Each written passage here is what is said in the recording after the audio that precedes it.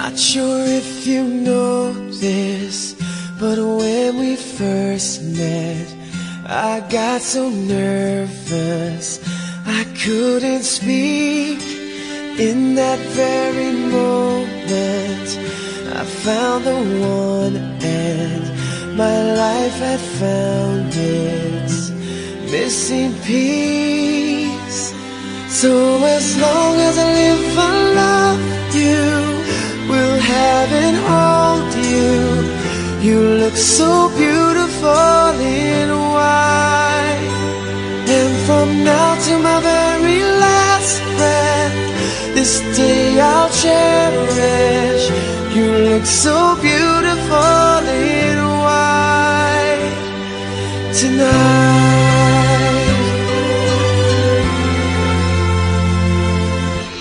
What we have is timeless, my love is endless, and with this ring I say to the world, you're my every reason, you're all that I believe in.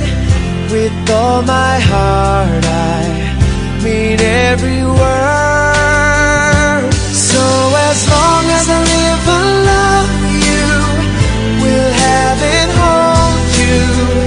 You look so beautiful in white, and from now to my very last breath, this day I'll cherish. You look so beautiful in white tonight. Ooh, you look so beautiful in white.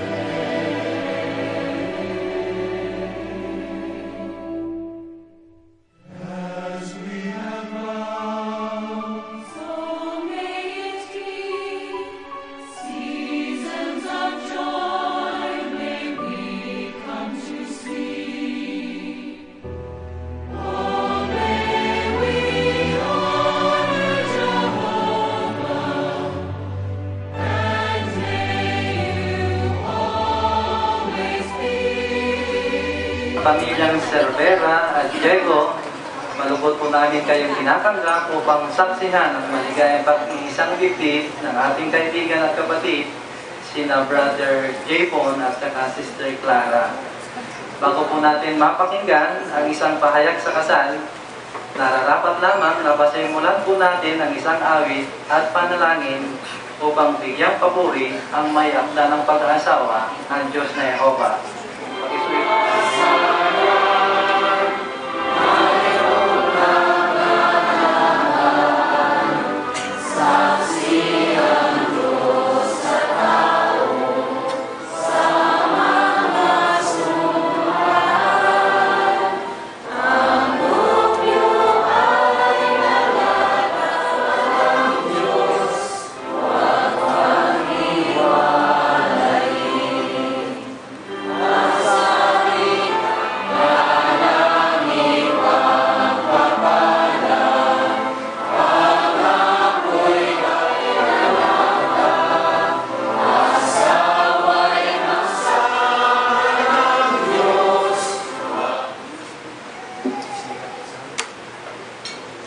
Binabati natin ang nobyo at nobya, si Japon at saka si Clara sa umaga nito. Kung sasabihin ko sa inyo mga kapatid at mga panauhin namin, sino sa ngayon ang pinakamasayang tauhan sa okasyon ito? Walang iba kundi ang dalawang kapatid natin na si Japon at saka si Clara. Siyempre, tayo rin bilang kanilang panauhin o bisita sa okasyong ito, tayo ay masaya. At kinokomendahan ko rin si Japon at saka si Clara dahil nasunod din nila ang sinabi ni Apostol Pablo sa unang Korinto 7:39 na makipag-asawa lamang tayo sa Panginoon. Alam niyo mga kapatid at mga kaibigan, ang pag-aasawa ay personal. Personal na pasya yan. Kaya kung meron kayong kakilala na medyo magkakaedad na at wala pang asawa, hayaan natin sila mag-enjoy sa kanilang kabinataan o kaya kadalaga. Ano kaya ang layunin ng Diyos para sa kanila? Layunin ng Diyos na Jehovah na sila ay magsama habang buhay. Ang pagbabalik-aral ay mahalaga. Sir Japon, Madam Clara, mapapansin natin sa sinasabi ng record ng Genesis na si Adan nang inatasan ng Diyos na Jehovah na mag-alaga sa mga hayop, nakita ni Adan may mga paris-paris yung mga hayop. Siguro may mama deer, may papa deer, mga leon, may paris-paris sila. Pero si Adan, wala. Nag-iisa siya. Ano kaya? Nagreklamo kaya si Adan? Hindi. Hinintay niya hanggang kung ano yung layunin ng Diyos na Jehovah sa kanya hanggang sa ayon. Nagkaroon siya ng kasama. Ang pangalan ay Eva. Kaya nung nakita ni Adan si Eva, anong tula na binanggit ni Adan, Japon? Ito ang buto ng aking mga buto, laman ng aking laman. Pagkat alam ni Adan na nanggaling siya sa isang taglay na kagalakan ni Adan nung nagkaroon na siya ng asawa na si Eva. At Chairman Kangina, siya ang may author o akda ng pag-aasawa. Sa ibang pananalita, siya ang tagapagpasimula ng pag-aasawa. Kaya sa umagang ito, makikita natin na yung dalawang kapatid natin na ikakasal ay masayang-masaya at masasabi ko rin na ito ay isang seryoso. Bakit? Mamaya, sila ay, yung magkasintahan, ay gagawa mamaya ng isang taimtim na pangako o panata sa harap natin at sa harap ng Diyos na Jehovah. Pinapakita ng banal na kasulatan ang Biblia, kaya kapag may mga ganitong kasal ng Kristiyano, mayroong Bible bearer. Kasi ang Biblia, salig Biblia, ang pinagmulan ng pahayag na ito na kung saan ang Diyos na Jehovah, kung babasahin natin, kapag ang isa ay may layunin na mag-asawa, dito sa 2:24, mapasahin ko na, Jepon, Clara, sabi niya dito, kung mag-aasawa na, kahit nasa mga binata ngayon na may balak, sabi niya sa 24, iyan ang dahilan kung bakit iiwan ng lalaki ang kanyang ama at ang kanyang ina at pipisan siya sa kanyang asawa at sila ay magiging isang laman. So, napansin mo, Jepon, yung dalawa magiging isang laman. Ano kayang ibig sabihin ng pagiging isang laman? Tulad kami na mag-asawa ni sister, ano kayang ibig sabihin? Kung ako at ang aking asawa ay iisa ang layunin, iisa na dapat sambahin, ganun din. Yung layunin na sambahin ang Diyos na Jehovah ang pinakamahalaga. Poy ba? Pwede bang tawagin poy? Jepon, So, yan ang layunin o kaya kaayusan ng Diyos na Jehovah tungkol sa pag-aasawa. Iiwan ng lalaki ang kanyang ama at ang kanyang ina at pipisan sa kanyang ama o asawa at dalawa ay magiging isang laman. Kaya ang nakita natin sa awit, ang pinagtuwang o kaya pinagsama ng Diyos ay huwag paghiwalayin ng sinumang tao. Kung noon ay sinabi ng Diyos na Jehovah para sa unang mag-asawa, kumusta naman ang ating Panginoong Hesus nung narito siya sa lupa?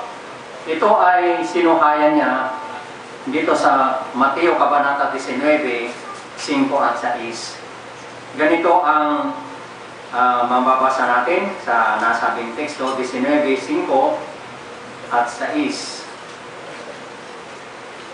Noong panahong iyon kasi, may mga tao na nagtanong kay Jesus, lalo na yung mga Pariseo, sabi nila, kaayon ba ng kautosan na diborsyohin ng isang lalaki ang kanyang asawa sa bawat uri ng saligan? So iba ang pananaw ng mga Pariseo. Kapag mayroong pagkukulang o kaya problema, didiborsyohin na nila ang kanilang asawa. Anong sagot ni Jesus?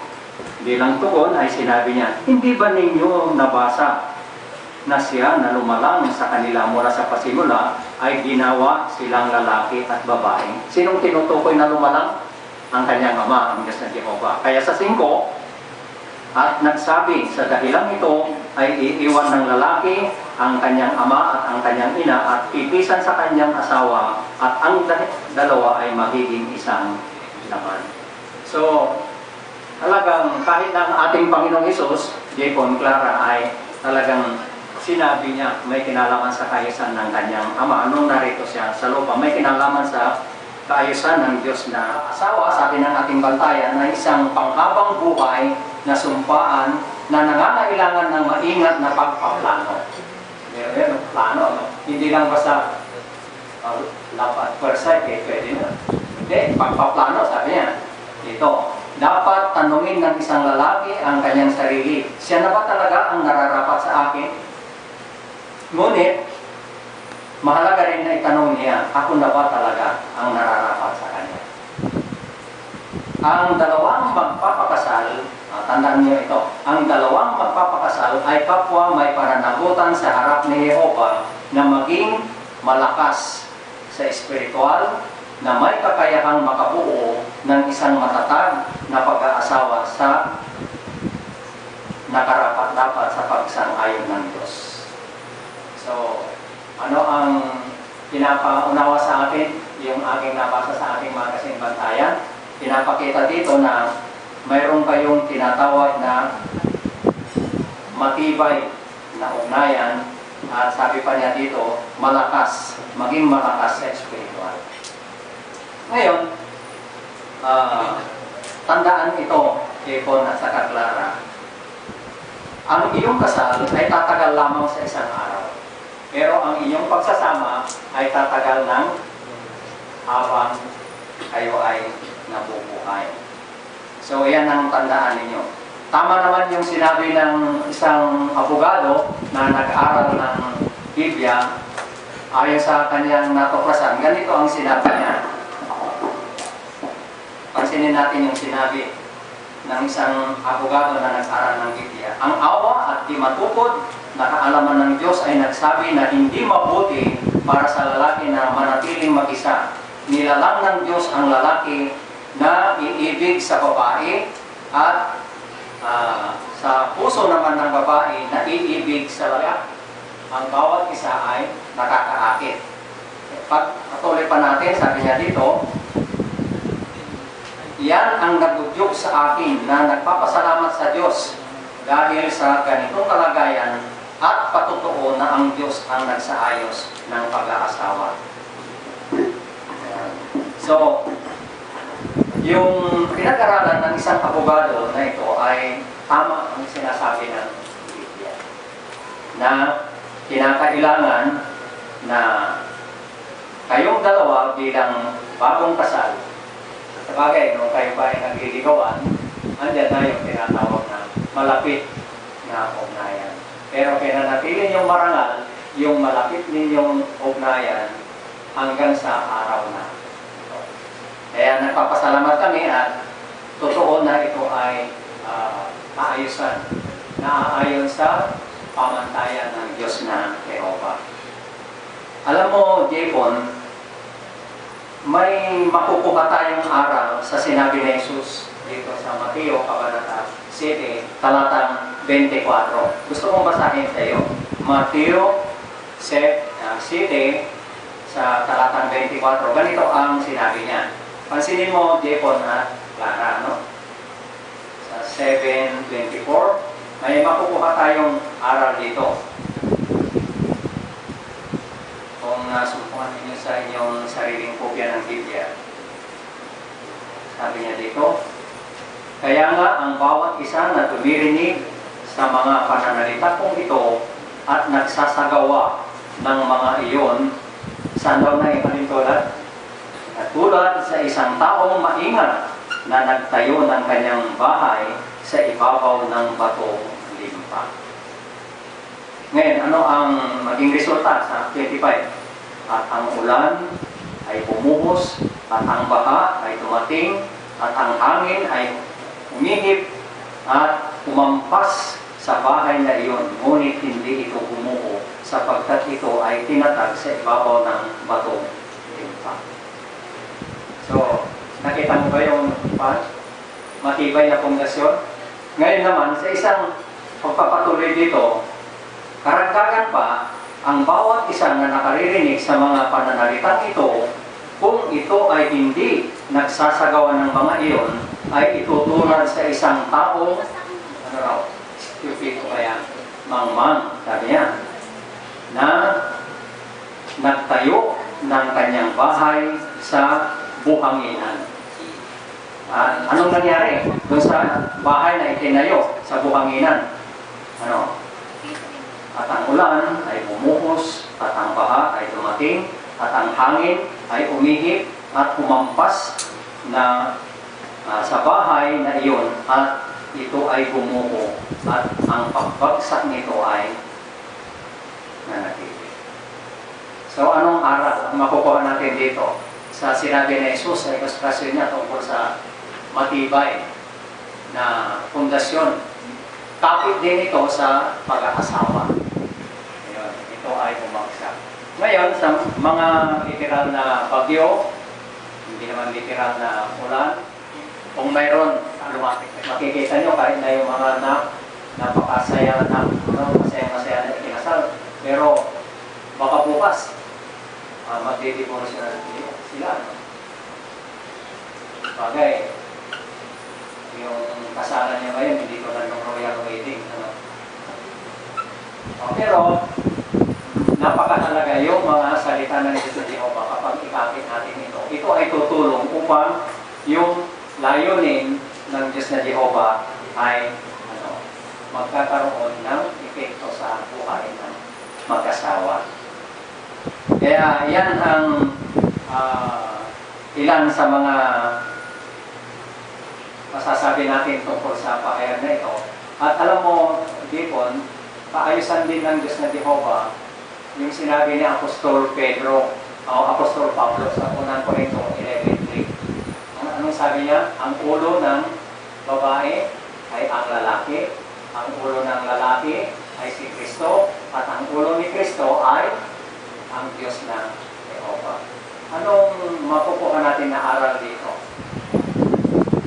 Yung ulo ng asawang babae, Clara, sa isang unit na pamilya, yung asawang lalaki. Hindi natin pwedeng balik-tarin yun na ang babae ay magiging aagawin niya yung pagkakulong ng kanyang asawa.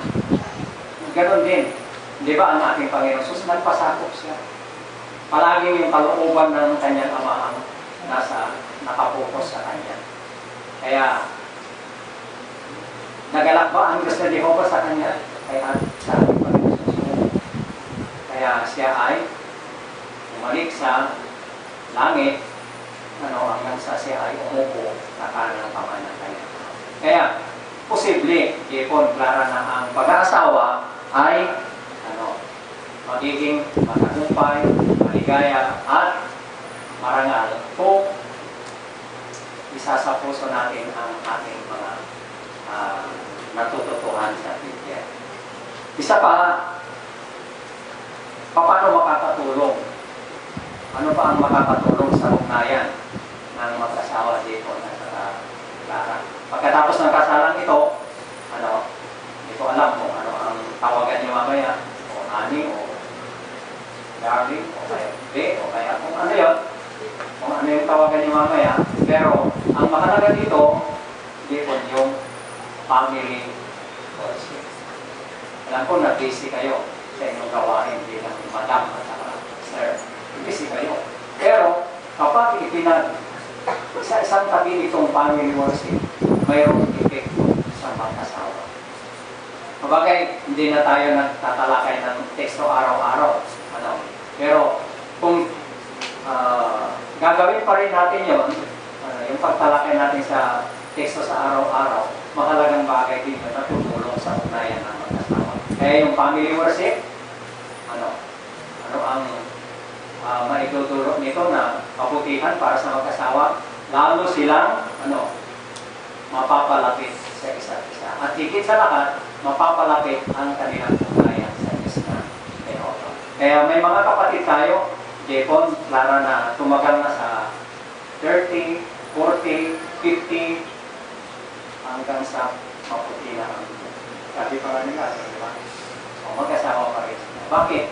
Kasi pinahahalagahan nila yung kaayusan ng Diyos na Jehovah may kinalaman sa ugnayan ng mag-asawa. Alam ko, yung tali, yung cord, alin ang mas matibay? Yung dalawa o yung tatloan na cord? Mas matibay, sabi ng Biblia, yung tatlong ikit. Dapat ba nagdagdagan mo dito? Lahat hindi. Inuuna ninyo ang Diyos na Jehovah sa inyong buhay. Siya ang pangunahin sa inyong buhay. Tignan mo, Jepon, ang nangyari kay Eva, Clara, nangyari kay Eva. Nagsarili siya. Nagsarili si Eva. Sa halip na kumonsulta muna kay Adan na kanyang ulo, anong nangyari? Ginawa na niya yung gusto niya, kumain na siya ng bunga ng punong kahoy na pinagpapawal ng Diyos na Jehovah. Tapos inalok pa niya yung asawa niya na si Adan. Ano ang naging resulta na yun? Tayong lahat ay nagmana ng kasalanan at pamatayan. Yun ang ibubunga kapag ang isang asawang babae ay hindi mapagpasakop sa kanyang asawang babae. At kung yung lalaki naman ay hindi niya pangungunahan yung pagiging ulo niya, sana sinabi ni Adan, bakit ka kumain yan? Hindi ba sinabi ng Diyos sa atin na huwag tayong kakain ng bunga ng puro kahoy na yun? Pagkat sa oras na tayong kakain, tayo mamamatay. Sana sinabi niya yun. Pero Jepon, parang siya. Baka mawala yung napakagandang iba. Jepon, Isa pang bahagi ng Biblia na gusto kong i-share sa iyo. Unang Pedro 3:7. Ganito ang sinabi ni Apostol Pedro para sa mga mag-asawa. Kung mapapansin mo dyan, Jepon, sa unang Pedro 3, talatang 7, sabi niya, kayong mga asawang lalaki, patuloy na manahanang kasama nila sa katulad na paraan ayon sa kaalaman na pinag-uukulan sila ng karangalang gaya ng isang mga itinang sisidlan o weaker vessel. Yaong may katangiang pambabae o feminine one. Yamang kayo ay mga tagapagmana ring kasama nila sa di nararapat na biyaya ng buhay upang hindi mahadlangan ang iyong mga panalangin. So ano raw yung payo sa mga asawang lalaki? Jepon, sabi niya dito ay kayo makisama, manahanang kasama sa inyong asawa. Kasi kapag hindi natin gagawin yun, ano sabi niya sa huli? Upang hindi mahadlangan ang iyong mga panalangin. Kaya kahit na manalangin tayo, makakadlangan kung hindi natin ikakapit yung ating mga natututunan. Ayun. Kaya napakahalaga yun, Jepon, para sa asawang lalaki.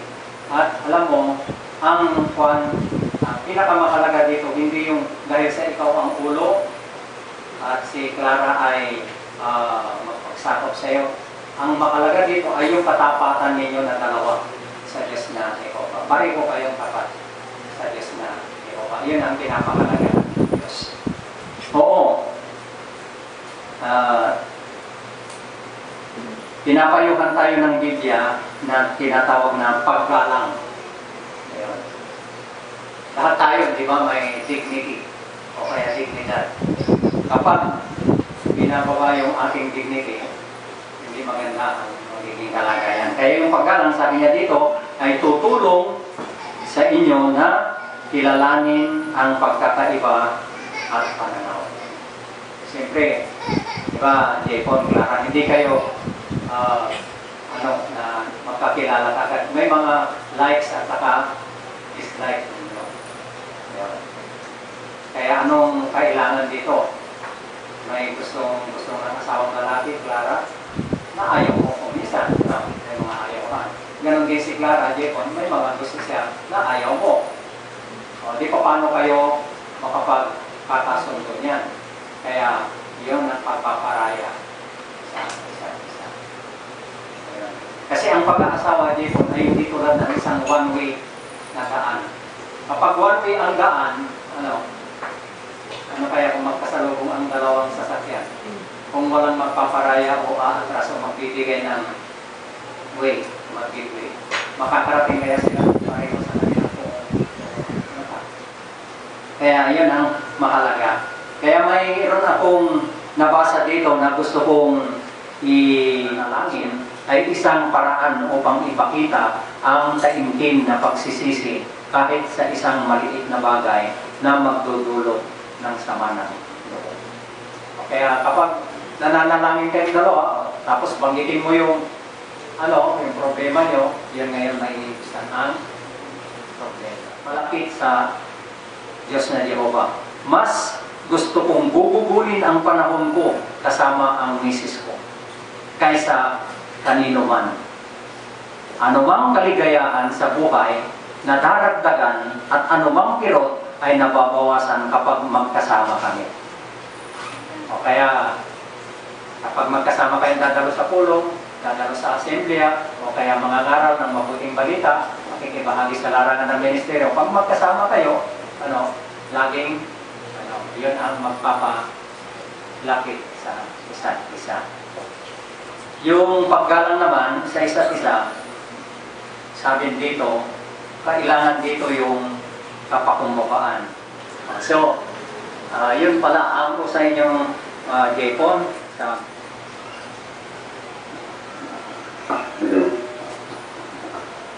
Sa ganitong paraan, dapat ibigin ng mga asawang lalaki ang kanilang asawang babae na gaya ng sa kanilang sariling mga katawan.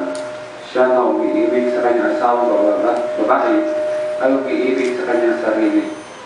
Sapagkat walang taong nabuot kailanman sa kanyang sarili naman, kundi pinakadaing at dinaarugan niya ito gaya ng ginagawa rin ni Kristo sa kongregasyon. Sa 29, nasagot na, no? So ano ang matututukan natin dito? Ano raw yung sinabi ni Apostol Pablo? Tulad ng parang magaya natin ang ating Panginoong Sus. Yung tinatawag na halimbawa ng ating Panginoong Sus. Magbasakop kayo sa isa't isa sa takot kay Kristo. Ayun. Sa 22, Ang mga asawang babae ay magpasakop sa kanilang asawang lalaki gaya ng sa Panginoon. 23, Sapagkat ang asawang lalaki ang ulo ng kanyang asawang babae, kung paanong ang Kristo rin ay ulo ng kongregasyon, yamang siya ang tagapagligtas ng katawang ito. 24, Sa katunayan, kung paano ang kongregasyon ay nagpapasakop sa Kristo, magigayon din ang mga asawang babae sa kanilang asawang lalaki sa bawat bagay. sa huli sa 33, verse 33. Gayunpaman, ibigin din ng bawat isa sa inyo ang kanilang asawang babae gaya ng ginagawa niya sa kanyang sarili. Sa kabilang dako naman, ang asawang babae ay dapat na magkaroon ng matinding paggalang sa kanyang asawang lalaki. So, anong pinapakita sa nabasa, Clara? Pagpapasakop na o subjection ng asawang babae sa asawang lalaki nila. Kung gagawin mo rin ito, Sarah, ikaw yung babaeng asawang nilata. Baka maraming anak na babae, Clara, na nagpakita ng kasal. Ano kaya ang, di ba nakapagpapatawa ng Japon at Clara, at bilang huli na text outline, sabi dito sa 3:12 ng Colossian, alinsunod dito bilang mga pinili ng Diyos, banal at iniibig, damtan ninyo ang iyong sarili ng magilim na pagmamahal, na may kabaitan, kababaan ng pag-iisip, kahinahunan, at mahabang pagtitiis. Patience, hindi long suffering, kundi patience sa ating bagong Biblia. Sa 13, patuloy ninyong pagtiisan ang isa't isa at lubusang patawarin ang isa't isa kung ang sino man ay may dahilan sa pagrereklamo laban sa iba, kung paano si Jehovah ay lubusang nagpatawad sa inyo, gayon din naman ang gawin. Sa 14, ngunit, bukod pa sa lahat ng bagay na ito, damtan ninyo ang iyong sarili ng pag-ibig, sapagkat ito ay isang sakdal na bigtis ng pagkakaisa. Oo, sa teksto na ating nabasa, Japon at Clara, kung paanong nagsisilbing pananggalang ang damit sa katawan. Gayon, iniingatan din ang pag-ibig at pagkakaisa ng pag-asawa. Kung paanong pinapaganda ang damit ang nagsusuot nito, pinapaganda rin naman ng pag-ibig at pagsasama ng isang kay Clara Diego bilang iyong pinakasalang asawa upang ibigin at pakamamahalin ang sunod sa batas ng Diyos na nakasaad sa banal na kasulatan para sa mga Kristiyanong asawang lalaki habang kayo ay kapwa nabubuhay. Opo. Clara Diego sa harap ng Diyos na Jehovah, at ang mga saksing ito ay kumukuha kay Lipon Cervera bilang iyong pinakasalang asawa upang ibigin at pakamamahalin matinding igalang alinsunod sa batas ng Diyos na nakasaad sa banal na kasulatan para sa mga Kristiyanong asawang babae habang kayo ay kapwa nabubuhay. Yes na yes po.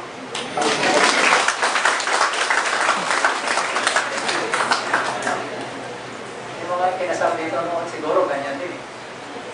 Hindi lang yes ay do. Okay, ngayon, pwede kayong mag-side at mag-harap. At repeat after me. Jepon, ako si Jepon Cervera ay kumukuha sa iyo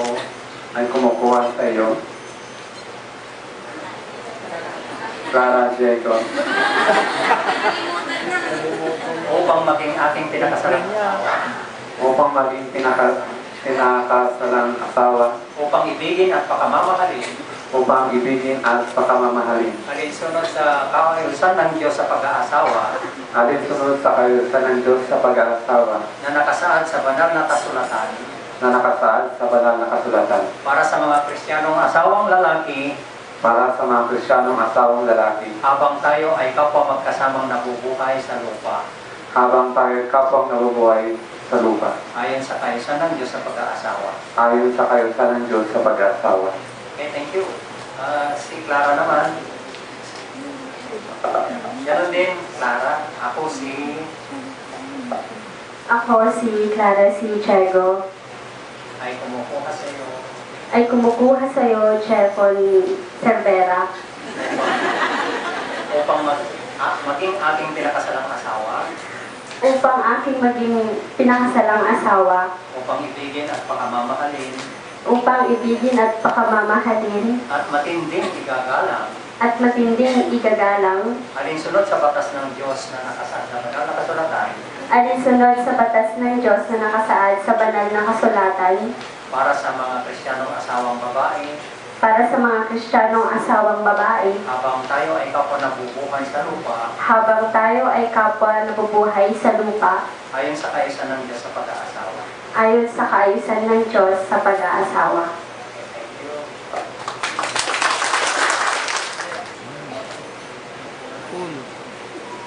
Yun mga kapatid at mga panahon namin, ang singsing o mga singsing na ito ay panlabas na kakikita ang tanda na nagpapahiwatig sa lahat hinggil sa pag-iisang dibdib ni Jepon at saka si Clara, bigkis ng pag-aasawa. Kaya kapag mayroon tayong kaalaman, karunungan, kapag mayroon na siyang wedding ring, hindi na siya single.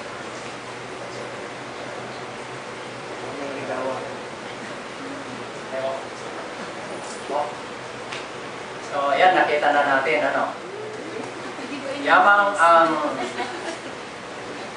Yamang si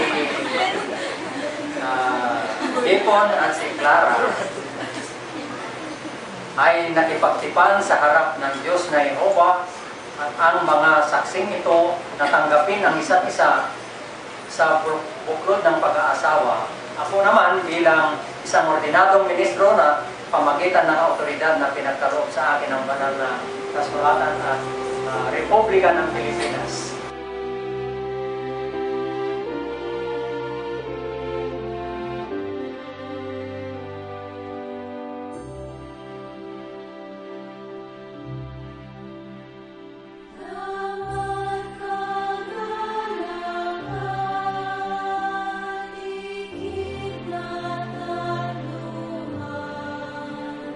Saksi ang Diyos at tao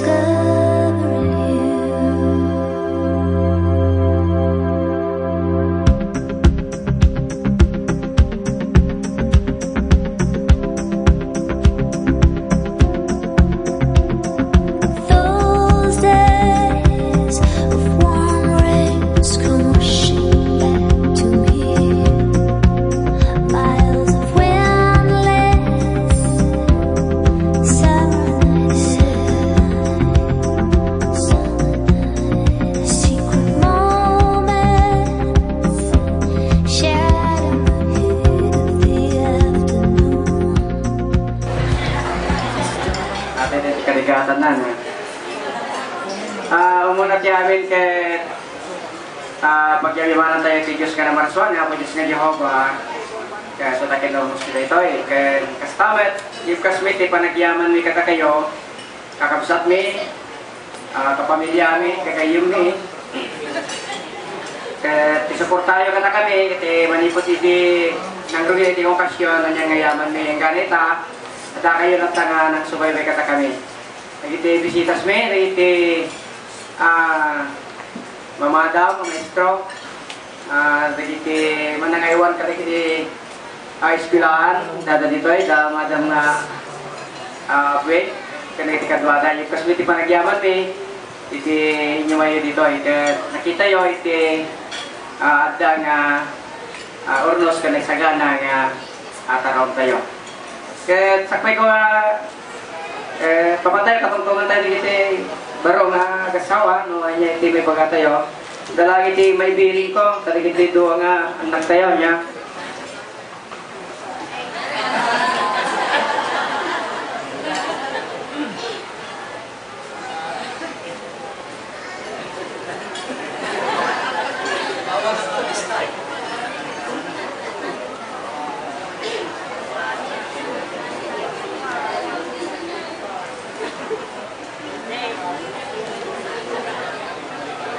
Game. Jebon, at tilang naibagag kasparang surot tibili na po siya wakas sa kasawa.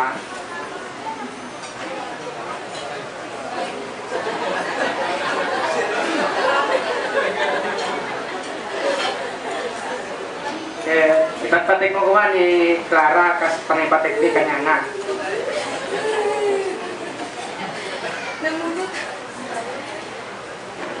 So, kasap na ko rin nakita ni Ding pagsak mo may gibalay. Unlimited ko manita ang unlimited niya. Ito nga itong tuloy mo. Ano may panmatindi? Panagkaroon yung binto tayo po, nung kaya yung emotion ka na kami. Inisis 1.28. Yan. Kahit milaan niya. Ngayon, ori pa sitlaan, ori may sa tumo, balinan. Amo, animanan mo, di muna, kagana ka tamay yung tubig yung mamapay man. Grabe! So, nagapta, hindi lang to, kaya nagsak may, bak talaga yung awitak tumo dati bayabas, ni so, di dyan ay kan may sate, kahit ko lang may baga,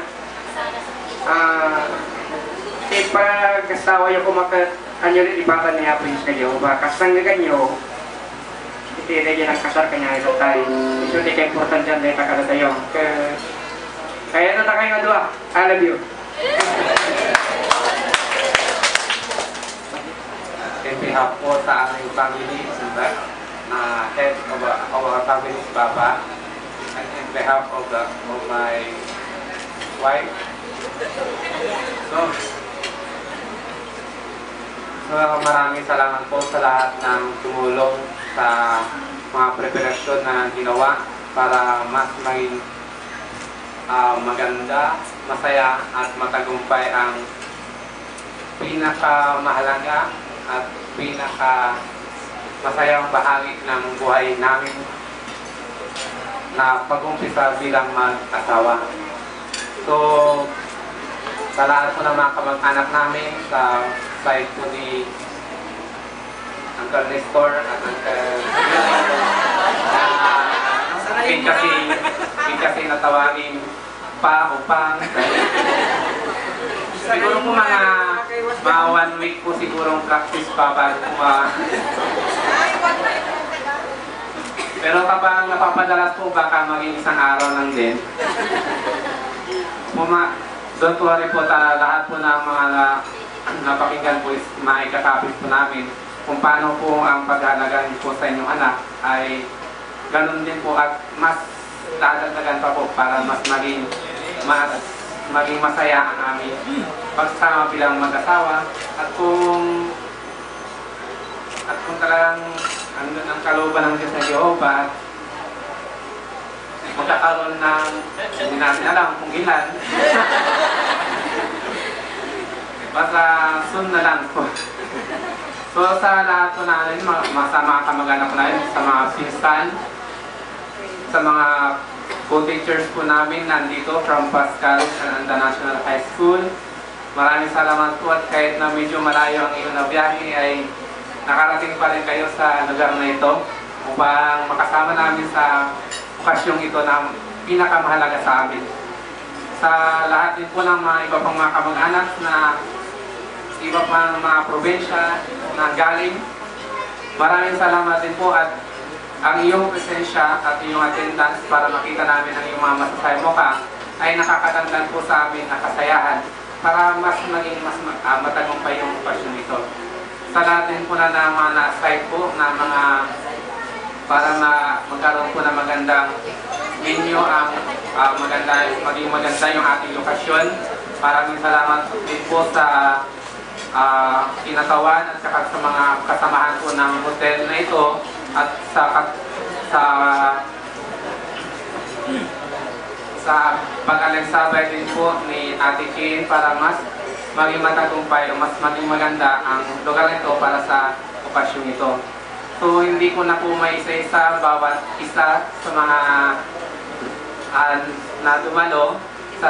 May ilalahat na lang po natin sa different congregations na dito, Aro, Fort, Tagalog Swal, South Tagalog, Anta, kung meron pa po sa poblasyon, sa Lake at mga hindi pa po nabanggit.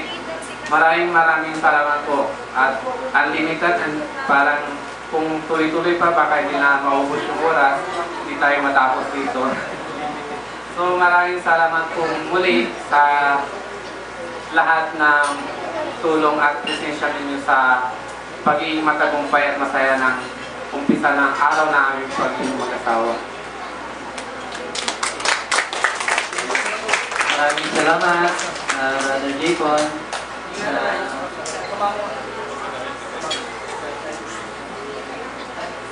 Nangyayari sa inyong buhay, ang iyong araw ng kasal. No? Dalangin po namin na sana'y magtagumpay ang inyong pagsasama at maging mapanatili ninyo yung kaligayahan ng pag-aasawa habang kinakaharap yung iba't ibang mga pitak ng gawain, lalo't higit inuuna ninyo yung kahalayan. Kaya ito'y tiyak na magtatagumpay kung patuloy talaga kayong magpapagabay sa may akda nito ng pag-aasawa ang Diyos na Jehovah. Maraming salamat sa inyo, lahat ng mga panauhin na pagka naririto ninyo, ang iyong ngiti, ang iyong presensya, suporta, ay sapat na po yun para sa ating bagong mag-asawa. At ang Diyos na Jehovah na po ang magpupuno ng inyong mga kabutihang loob na pinakita po ninyo sa bagong mag-asawa. Magandang hapon po sa inyo lahat.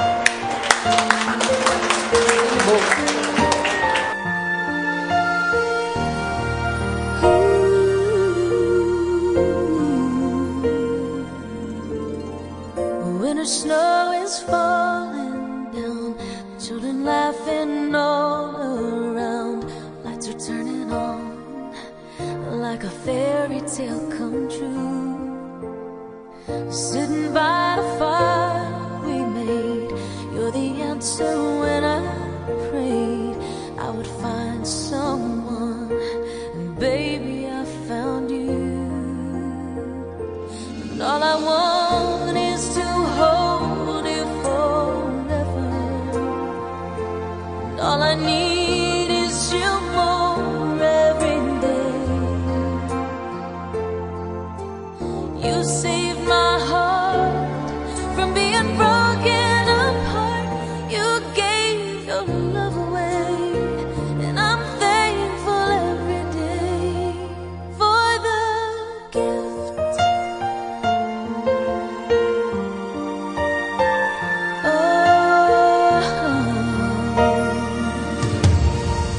Watching as you softly sleep, what I'd give if I could keep just this moment. If only time stood still, but the colors fade away, and the years will make